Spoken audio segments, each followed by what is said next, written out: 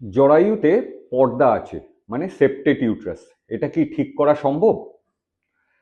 জরায়ুতে পর্দা বা সেপ্টেড ইউট্রাস একটা জন্মগত ত্রুটি।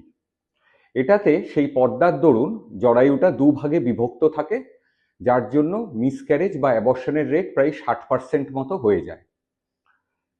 এরম ক্ষেত্রে পেশেন্ট সাধারণত ডাক্তারের কাছে আসে উইথ রেকারেন্ট প্রেগনেন্সি লস, বারে বারে তার প্রেগনেন্সি নষ্ট হচ্ছে 3 মাস 4 মাস বা 5 মাসে গিয়ে, অথবা প্রিটার্ম লেবার মানে 7 মাসে তার ব্যথা উঠে যাচ্ছে কারণ জরায়ুতে স্পেস কম।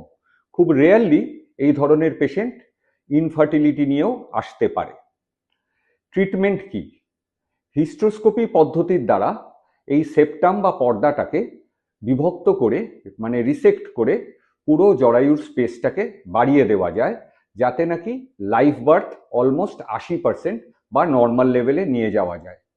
কিন্তু অপারেশনের আগে আমাদের আগে শিওর হয়ে নেওয়া দরকার যে এটা সেপ্টেড ইউট্রাস, এবং বাইকর্নুয়েট ইউট্রাসকে রুল আউট করে নেওয়া হয়।